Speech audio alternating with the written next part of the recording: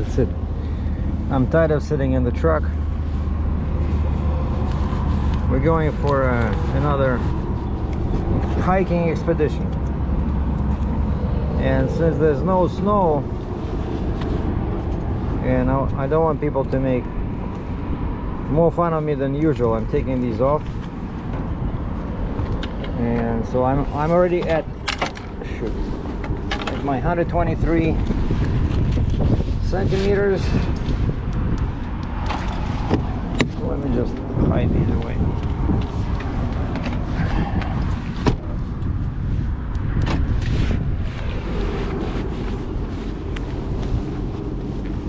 So this is Fort Erie, Ontario. Diesel price $1.25.9, gas price $1.22.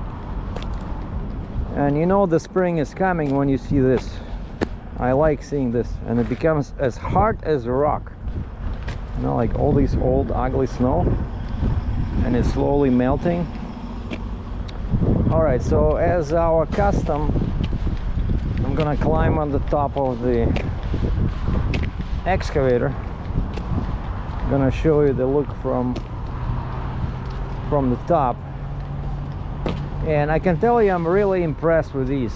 I love these binders. They're so smooth over here, so, you know, heavy duty, really well made.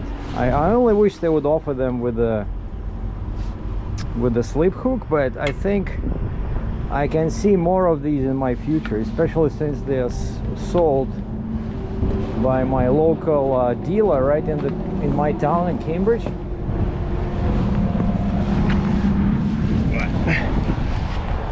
Wait a second, what am I doing over here?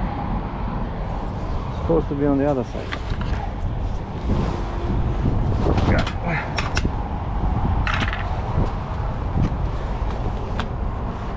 Yeah, so the reason I'm here, and of course my dispatcher is not extremely happy, or let's put it this way, they're not pleased with me right now. So that's the truck.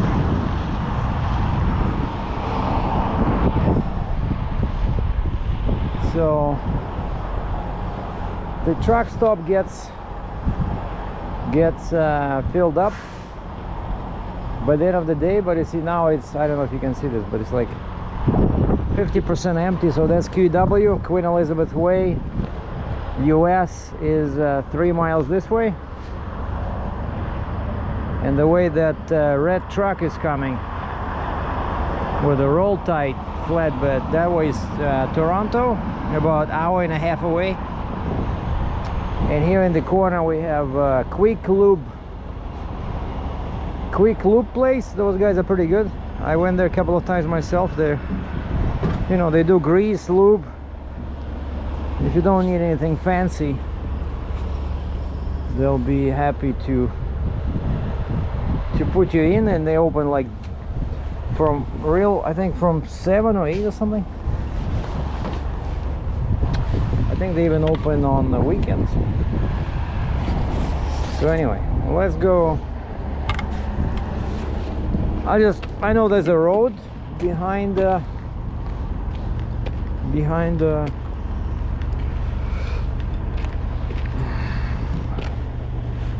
truck stop that goes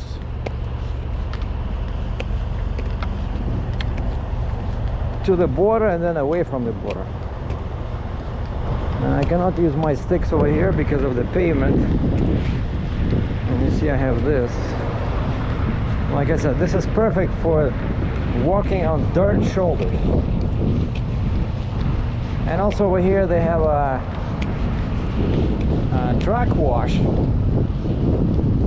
but it's one of those, I think it's like an automatic type, you know, kind of like a, you know, like a car wash, right, where you go through and they sprinkle water on the car. I think it's like that.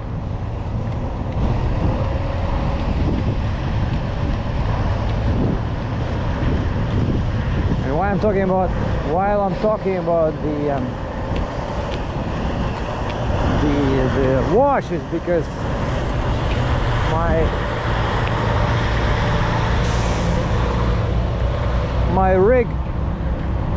Of course, it is extremely dirty after the winter. So I'm looking forward to getting it washed.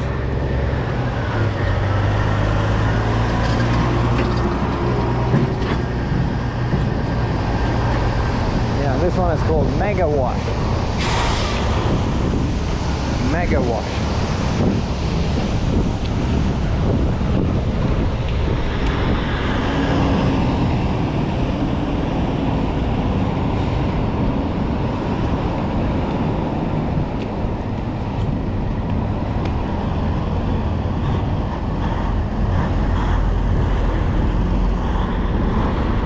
So I crossed the border yesterday with no issues.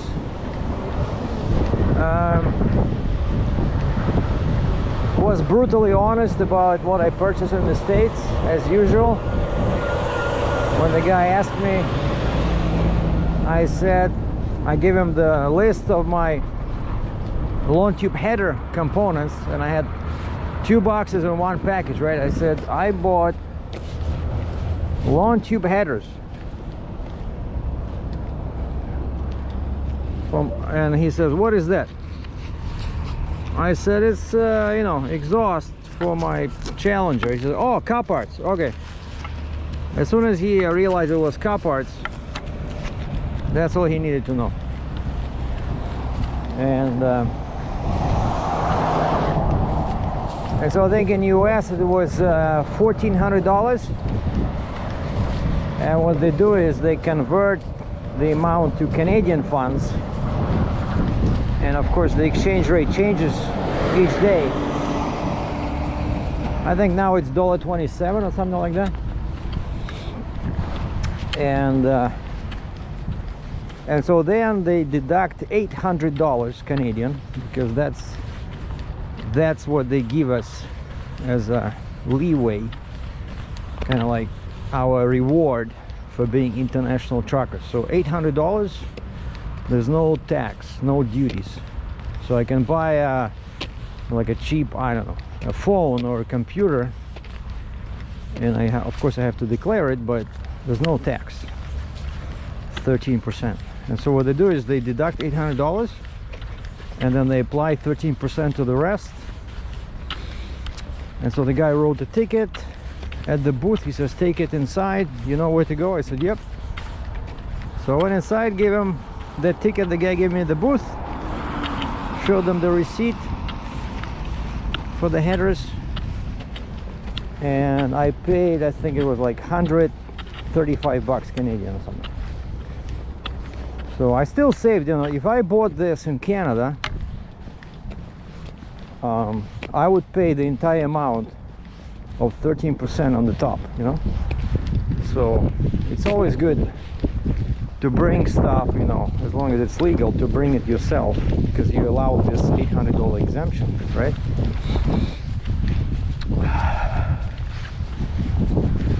So yeah, and the bridge, I stopped there at Peace Bridge near the duty free. They have a little parking area there for wide loads.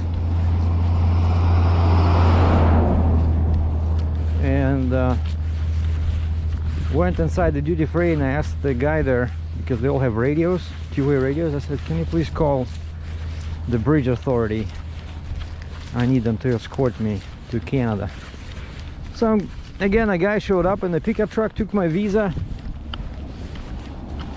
charged me $200 US. And the trick with this bridge is that if you cross before noon, before 12 p.m., it's $100 US. As soon as you're like 10 minutes over, it's $200. So they charged me in Canadian funds, it was 260 Canadian. And that's it. And I have an annual permit, but I'm a couple of thousand pounds over, so I need a single trip permit. And there's nowhere to park, so this is where I parked. And I emailed at least you know, our Ontario permit department, they're nice that they don't completely ignore you. You know, you can email him actually, because that's how you submit the application for the permit. You fill out the form and you just send it to them, you know, by email. But you cannot send your credit card info, you have to fax it, like if you want them to charge your card. But what I do, I just write on the application, I say, please call me when you're ready, when the permit is ready to process my card. I'll give you my card over the phone. And they're okay with that. Like, they just email me, they say, hey, we're gonna call you in 5 minutes to charge your card, basically, be ready. Cool, you know, so they're okay with the email, which I really like. And so I emailed them this morning because I'm supposed to update my dispatch, my freight broker, on my location and, you know, what I'm doing, because it's a high value load, right? Brand new excavator. And so before I emailed this girl, I decided to email the permit department and see what they say. And I know I cannot bug them with stupid questions like, when will I have my permit? So I know better than that, because I know they won't answer, you know. But I know the trick. You have to ask them, what day applications are you working on today? You know, that's the smart way of saying, of asking them to rush, to hurry. But basically what happens is that they have a backlog all the time, but they can tell you that, let's say today they're working on applications received on, put the date in brackets, you know. And so that's what I asked them. I said I sent in my application on March 5th at 7 a.m. because I could see it in my sent files. I said, could you please tell me what day applications are you working on today? And 10 minutes later I had my answer. They said, hello Sergei, today we're working on applications received on March 4th. And I replied back, I said thank you. And then I forwarded that email. I click forward, I type in the name of my freight broker, and I said, see attached, permit department is still working on my application, it's in the queue.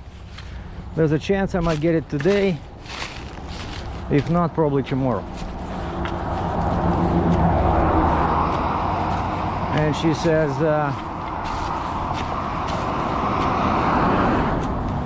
well, it's better be today because Volvo extended the delivery day by 1 day, by today. Because she told me that originally that's what we were shooting for, that it was supposed to be delivered Monday. But sounds like a bear, maybe an elephant. I don't know. I'm not an animal expert.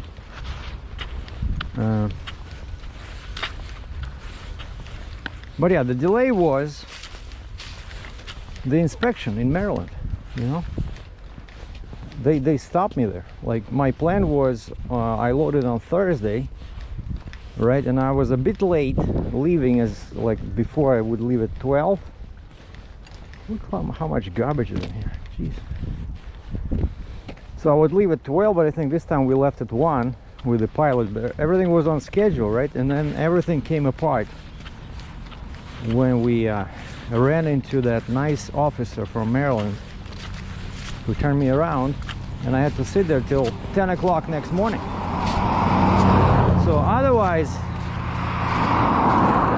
if everything was good, my plan was to reach Duncannon, PA, the pilot, on Thursday, which was quite doable, because when we were stopped at the inspection station, we were 3 miles away from the PA line, and the pilot was like 50 miles away, and this was about 2 o'clock in the afternoon, so I had lots of time to reach it before the darkness, you know. And so if everything was going according to plan, or let's put it more correctly, if everything had been going according to plan, because it didn't, Friday I would start from Duncannon, and Duncannon to Dansville, New York, I know all these distances by heart now, is 3 hours. It's 300 kilometers or 180 miles. Okay, with this heavy load it would take me 4 hours. So let's say at midday on Friday I'm in Dansville. From Dansville it's another 140 kilometers or miles. No, it's just, yeah, 140 kilometers, so 90 miles, but it would take me 3 hours because of all the detours. So basically I would have crossed the border Friday night. Okay, and then I can drive Saturday, Sunday in Ontario. There's restrictions, but only in the summer. There's a curfew, but now it's not the summer, so you can drive on the weekend, no big deal. Well, not exactly, because I'm too heavy. Somehow I didn't think through this part, you know. I got a bit lazy, right? I took the booster with me, and what happens is that spreader bar that attaches the last two axles weighs 4,000 pounds, and the long neck weighs 1,500 pounds, whereas the short neck 36-inch that I left in the snow there only weighs 500 pounds. And for this load I definitely don't need the booster, because you get a lot of weight in northeast states like PA, New York and stuff like that. But I thought, you know, maybe my next load will be heavy, so I don't want to take apart the rig all the time. But because of that, now I'm too heavy for my annual permit in Ontario, because 8 axles, they allow you 71,000 kgs or 156,000 pounds gross, right? My weight now is 158, so it doesn't seem much, but you know, after the ticket I got in Maryland, I don't want to take any chances. And so because of that delay in Maryland, right, I was late going through New York, and there's no weekend travel in New York when you're over 10 feet wide. And so I had to spend the weekend in that Lawrenceville, PA. Well, first day was Duncannon, and then Sunday moved to Lawrenceville because PA has no curfews. And then only Monday I was able to go through New York. And so everything got delayed by what? By 2 days, right? All because of that inspection. Because some guy was sitting in an ambush and checking passing trucks, and then when he doesn't like something, he just stops them and he turns them around and takes them through the southbound inspection station. Like, you know, when people have nothing better to do, you know, that's how they get their excitement, you know.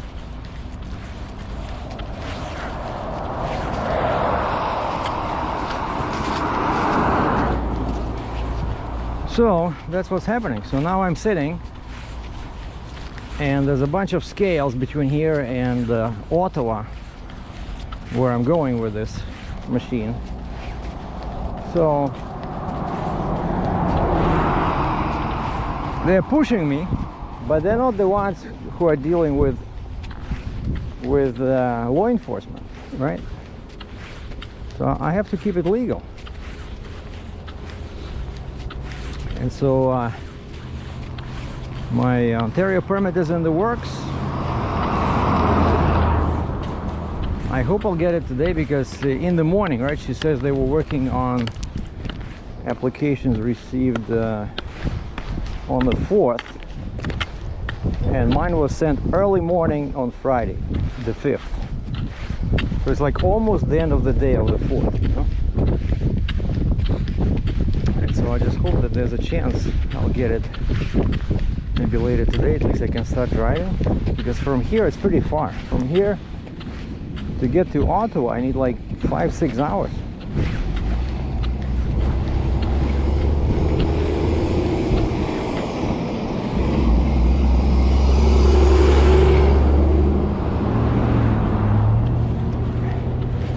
I know this place, I know this intersection, and I see a railroad crossing. Let's go check this out, because I remember, I think it was early spring, and I had my camera with me. That's how I know this road. And I went here and there was a lot of water. See, like now there's water there, and it was super clean. The snow was had already melted, I think, back then. So this is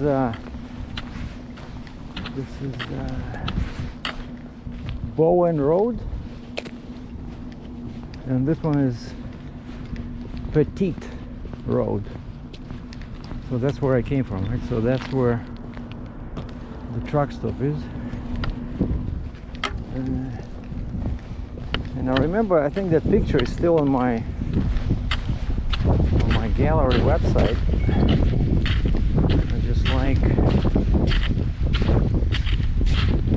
I like the look of the railroad lines, you know, because when I was a kid, my biggest dream was to be a railroad engineer. Like, you know, the guy that drives the engine. That was my big dream. I don't know why. Like, there's nobody. I asked my dad, my late dad, I said, did you ever want to work on the railroad? And he said, yeah. He was choosing between a truck driver, actually, and an engineer. Actually, wait a second. He went to the technical school. Yeah, my late dad, he spent 3 years in Russia. It's called technicum. Like, basically, when you finish grade 8 at school, instead of doing grade 9 and 10, you go to this technical school, which is similar to grade 9 and 10 plus extra year. So it was like for high, what they called, you know, for the workers, high qualification workers, like railroad engineers. Yeah, I remember this. You see this? I know something about this railroad lines, you know. It's like, how far can you go, you know? Always makes me think of travel in, you know, faraway places. I'm telling you, I was real serious about this stuff, being a railroad engineer. And so yeah, my dad was actually almost part of that industry, you know, but he was his technical school, yeah, I'm sorry, my bad, he was not being trained as an engineer, but he was being trained as a technician in the railroad industry, you know, where they build like locomotives and railroad cars. So it was called Коломенский паровозостроительный техникум. The city was called Kolomna, Russia, and there was those steam locomotives. There was a factory there that was building them.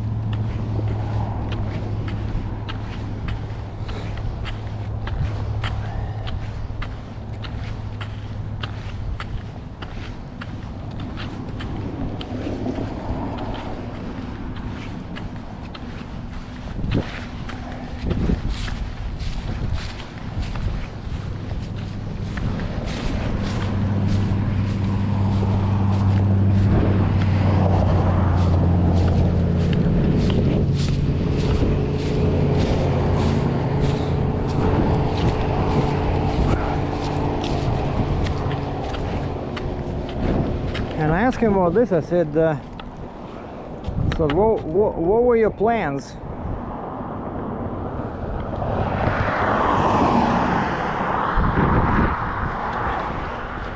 I don't think he actually wanted to work at that factory, because I think, like me, he liked to travel.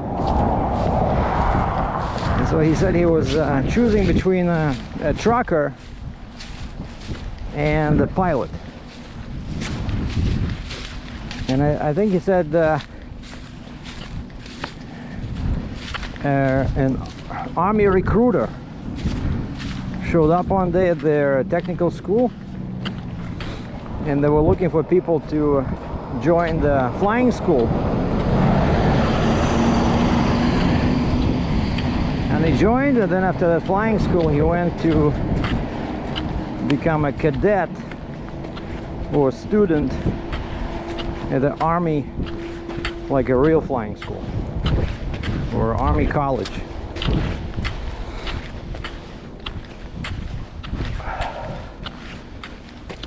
And I almost became a railroad engineer school student, but I think I talked about this before. They found that one of my eyes was 90% vision, which is perfectly normal for most jobs, including trucking.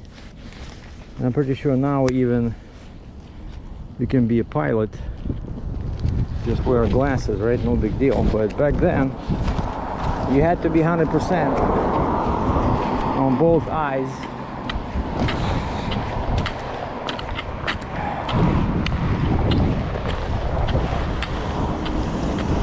And so they said, no, sorry,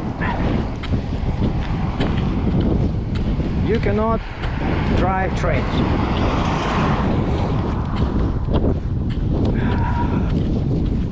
And they said yes. I don't know how my life would have turned out, but I became a railroad sleeper car attendant or conductor, kind of like a porter, you know, serving tea, checking tickets in my car, but I was just responsible for one car, my car. Okay, hold on, this is the second time my phone beeps. Let me check. Maybe I get lucky and see the permit.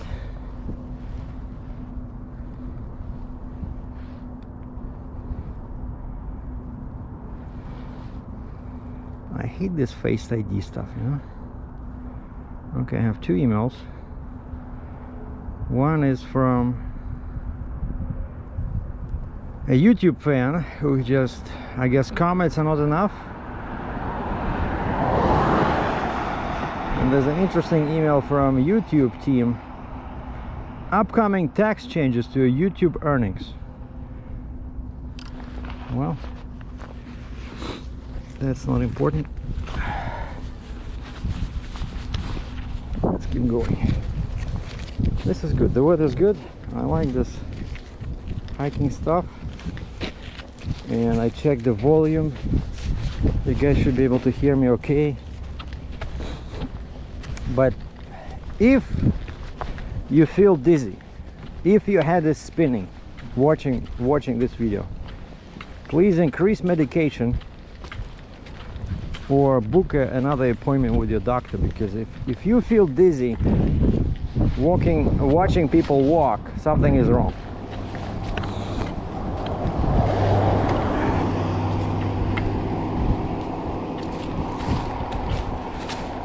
This here looks like as if a tornado went through here. It was probably just some kids. But look at this. Maybe they try to cut it down or something? I don't know. Maybe that's what it is, because sometimes they want to clean the brush right next to the road,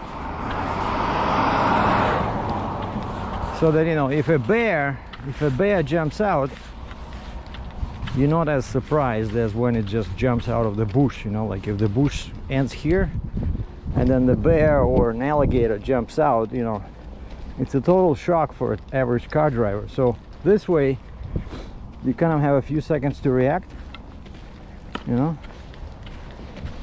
So I think it's a thoughtful policy.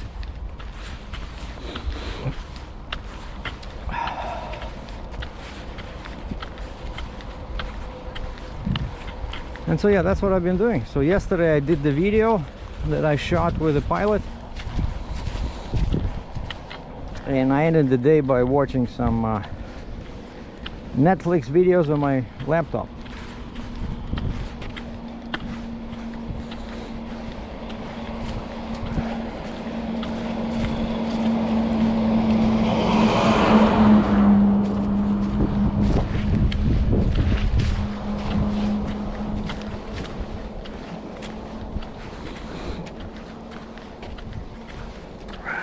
All right, shall I go for a swim? Oh, I didn't take my swimming trunks with me. This looks relatively clean, but you know, the depth can be deceiving. So I cannot take any chances, or I will have issues with the Volvo excavator delivery. Then my dispatch definitely won't be happy.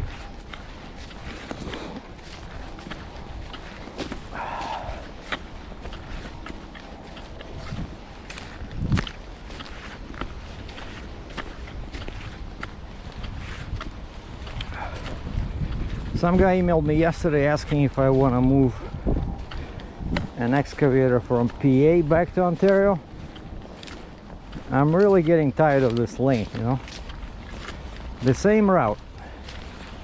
If I do this, this will be like trip number 3 on the same roads. But thankfully this one picks up somewhere near York, PA, so I don't have to go into Maryland. And so I would only need permits from 2 states, PA and New York. And that one is, they said 79,000 pounds. Another excavator. And for this one I would definitely pay the racket to disconnect my spreader bar and change the neck extension. That's it. I'm tired of running lawn like this. So then I would just hook up the 2 flip axles directly to the trailer and turn it into a quad, and then flip that 84-inch extension, take it off, and put the 36-inch one on the top.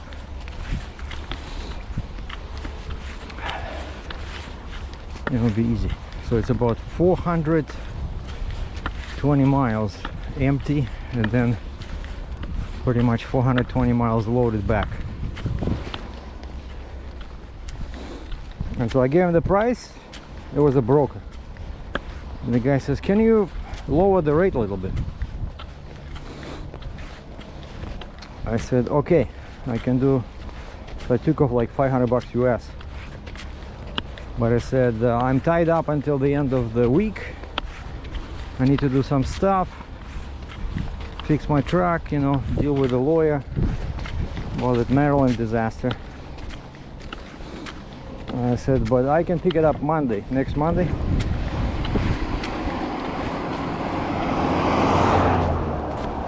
And they said, okay, we're gonna send you the rate confirmation shortly. And then I'm waiting, and 15 minutes later I see a new email, and it says, oh, sorry,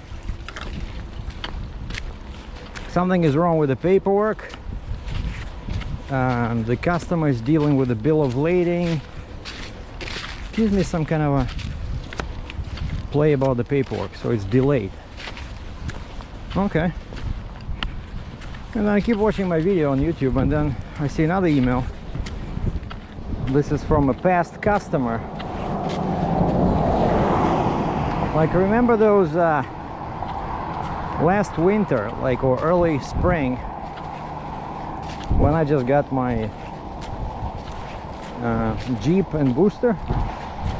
I did a couple of loads for a guy who bought rock trucks in Alberta. Right? And because he paid me up front ahead of time,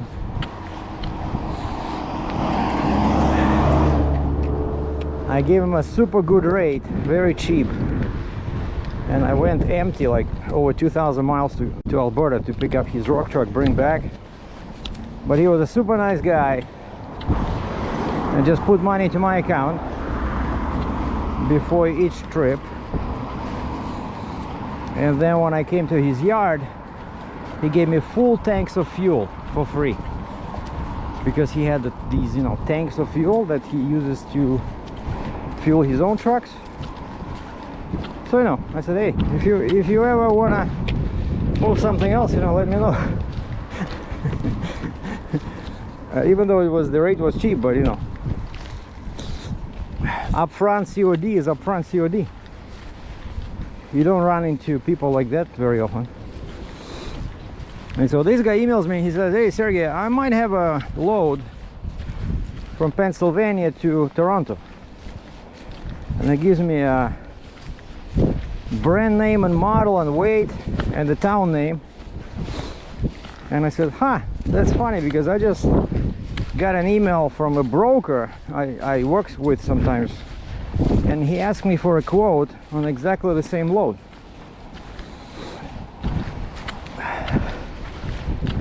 And so we did some back and forth, and he told me there was nothing wrong with the paperwork, that the guy actually was ready to ship. I'm telling you guys this long story so that you know how freight brokers operate. So and this guy says, if you tell me how much he quoted them, I will tell you what this friend of mine, basically the customer, the consignee who bought this excavator, it's his friend. And he says, if you tell me what you quoted them, I'll tell you what the guy gave the broker as his budget. And I said, okay. So I told him the rate, and we discovered the difference was $500 Canadian. And so, which is not too bad. Basically most brokers try to make around 15% on a load. So, you know, if it's basically, if the load pays $100,000, they want to make $15,000. There's nothing you can do about that. But the guy said that there's nothing wrong with the paperwork. He says the broker just said they found one truck, and then he said they might have another truck, but that one, it's a cheaper truck, but it's only available pretty much last week of March. And this guy was pushing me. He says, so when can you load? I said, I told him I can load Friday. And he says, hey, that's cool. He says, Friday will work, so what's the problem? I said, I don't know, they told me the paperwork was screwed up. He says, no, there's nothing wrong with the paperwork. He says, I see what they're doing. They're trying to find a truck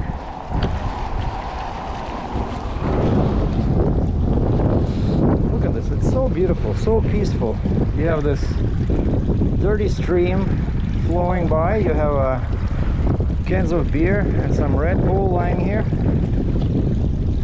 You just want to have a picnic table, sit down and enjoy the view. Where is all this water coming from? There's no snow anymore, but clearly, oh yeah, there's lots of water in there probably when the snow melted.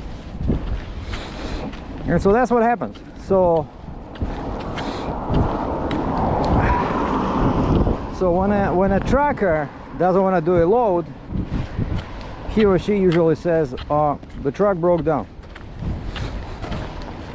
When a broker doesn't want to give a load to the truck, they say, oh, something's wrong with the paperwork, load is delayed. And so now you learned something today, boys and girls, is that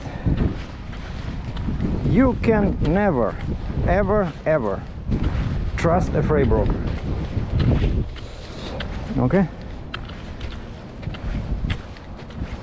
But only on this channel you can trust Captain Sergei to give you the real picture of the heavy haul industry. Hold on.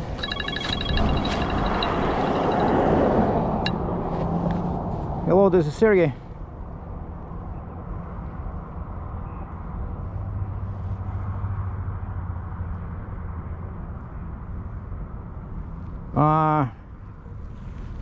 How heavy is it? So 101,000.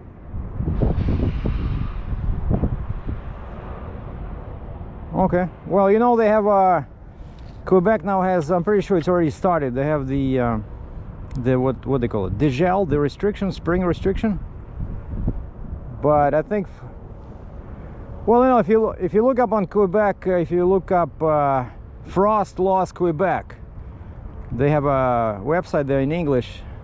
I think it starts sometime in March when they restrict, but I think I have a tandem Jeep, so I can do like 9 axles.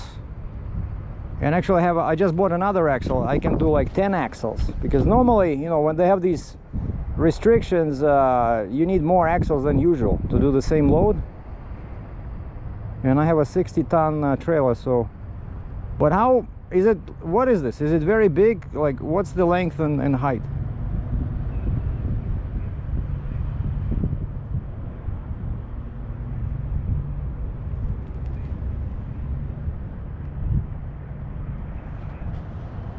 Okay.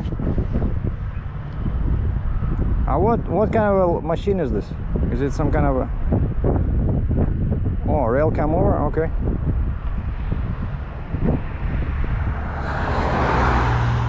Yeah, that might work, except that it would be cool to have one more axle, but you know, I just bought an axle. It's sitting in New Jersey. I have to go and pick it up. But when do you plan to move this? Oh, Thursday. Yeah, I'm too far. You know, I'm still under load. I'm delivering a load in Ottawa, Ontario, and then I have to take a couple of days to fix the truck, so I won't be able until next week.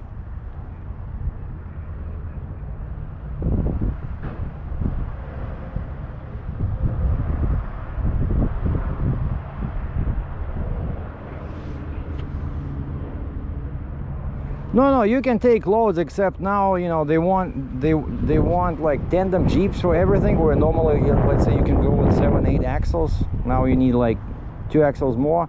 I don't know, if you Google Quebec Frost Laws, you will see if it says started or not. Like, and how far, where does it deliver? Does it deliver somewhere in the center, like Montreal or Quebec City? Oh, okay. Well, they have these zones, right? Like each big town is zone 1, zone 2, and it says when it starts, and that's when they have these frost laws. But like I said, I have a bunch of axles. I just need to go and grab one more, but just be careful. You might run into issues with the axle weights, okay? But if you... No, for sure, yeah, you need a tandem Jeep, yeah. Like I have 8 axle, I have a 4 axle trailer. I would just take a tandem Jeep. And it would be cool to have one more axle in the back, like 3+2, you know, just in case. I'm telling you, these guys are crazy. Like once I remember I brought I think it was like 82,000 pounds, like a big forklift from Louisiana, and I didn't realize that the frost laws were already on, so I had to reload and rent a trailer with a tandem Jeep. Even for that weight, for 82,000, we had to rent another, you know, 2 axles. So that's what I'm saying. But yeah, if you...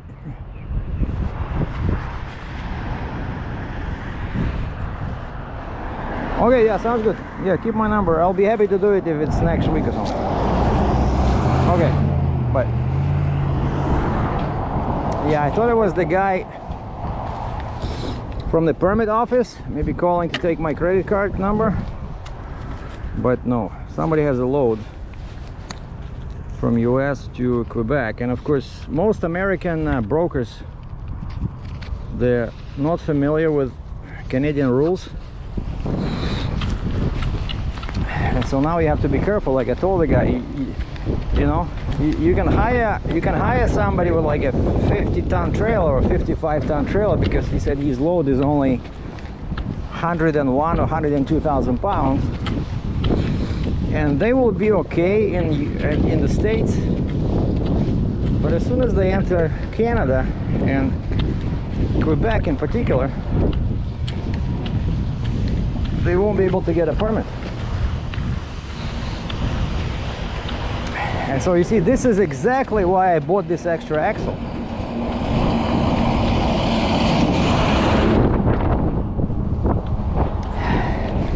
And in case you guys don't remember, yes, my trailer is allowed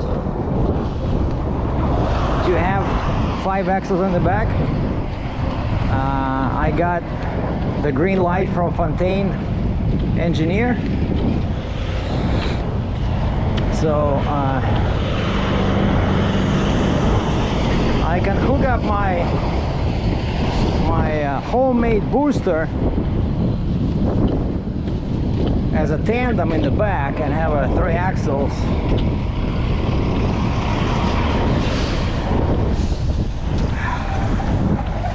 I'll just need to use the same.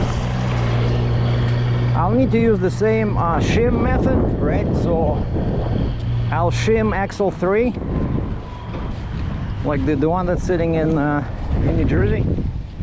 I'll put shims between axle 2 and axle 3, and then I'll keep the top pins away between axle 3 and the spreader bar, and there you go. I have 3 plus 2. I really need this. Oh, but what's happening, I forgot to tell you. Sorry, got excited. But all those bears and alligators, I think I might have seen in the brush. But what's happening is that the guy that I tasked with importing my axle here, I sent him, he says, I need more paperwork. So when I made the final payment for the axle, I emailed the seller. I said, can I have please the bill of sale? Because all I had until that moment was flip axle order with the price, and I needed something where it says paid, right? Like fully paid, something like that. And so he made up a bill of sale, emailed me a copy, and I forwarded that to my guy who'll be dealing with the importing into Canada. He types everything in small letters and he says, cannot get a plate in Ontario without a proper title. That's it. Well, I think instead of the proper, he wrote original US title. Cannot get a plate in Ontario without an original US title. So I emailed the seller and said, I need the original title. Can you please send one by UPS or FedEx to me in Canada ASAP. And almost stepped into that one. And now I think they're working on that, so I should get the original title shortly. And then I'll drive in my fancy Challenger. Hopefully by that time my long tube headers will be installed, and if I'm not deaf, I'll make a video. But I'm gonna drive off to this guy's office in Burlington, Ontario, and drop off the title and give him his fee, $500. And then same day or next day I should have the plates that I can take with me to New Jersey. And ideally, you know, I want to find a load where I'm going, let's say into Pennsylvania to load, or I don't know, Maryland, so that I can stop on the way and pick up that axle when I'm still empty, right? Because it's hard to do when you load it, because your permits dictate the route.